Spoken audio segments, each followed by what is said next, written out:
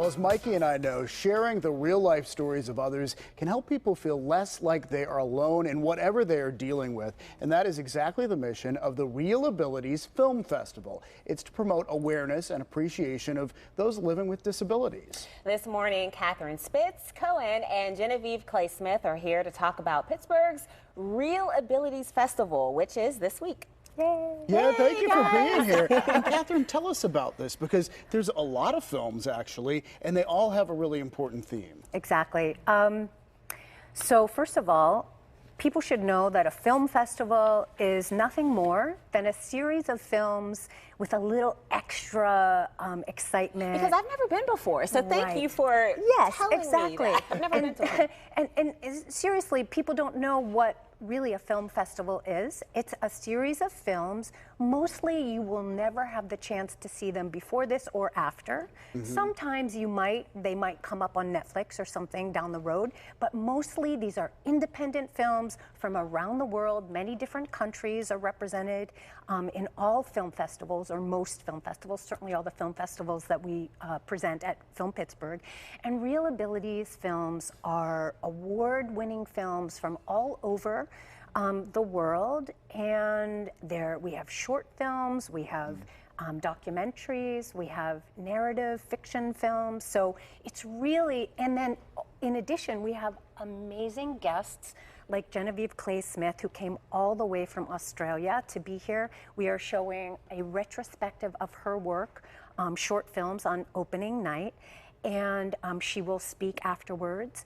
And so, again, to me, the idea is that Pittsburghers get the opportunity to come and open their minds and learn something and experience great film. There's a party every night after the film is presented, and the Q&A with the guests that we have, and it's a good time. So people should come. And Genevieve, first off, I love your job, that you're a filmmaker. I love her accent. I love your accent too. Why, thank you.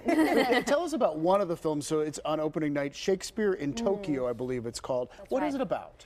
So Shakespeare in Tokyo is about a man with Down syndrome who goes on a solo adventure to discover Tokyo. But one of the really interesting aspects of the film is that it's an inclusive film, and that's something that I've been really working on in Australia, is creating inclusive films. And what that really means is that there's inclusion both in front of the camera but also behind. So I've been doing this workshops in Australia for the last 10 years, where we get people with disabilities to learn about filmmaking, and then we make the films together.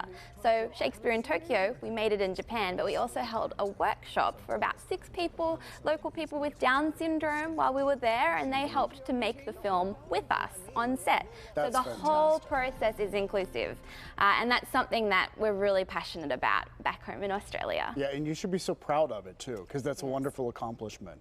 Thank you. Yeah. So there are 2 films that you're actually premiering that you're very excited about. One of them we have a clip of that we want to show, and it's called Princess of the Row. So let's take a look at that, and then we'll talk about it, okay? Don't you want a home? I got a home. Skid Row? It's not a home. Not for a 12-year-old girl. You said her father was ill? He suffered a traumatic brain injury while serving in Iraq. And he has episodes, bad ones. Social services want to take you away from him. And nobody's looking out for your dad. He doesn't deserve that. But I always thought of my life like that. Wow. Oh, that looks good. Just from it pulls you in just from the trailer. It It works. I want more. So there's that film, and there's also Bedlam, which is about mental health issues, correct? And tell us why those 2 films in particular. They're debuting here, but they're also really important, right?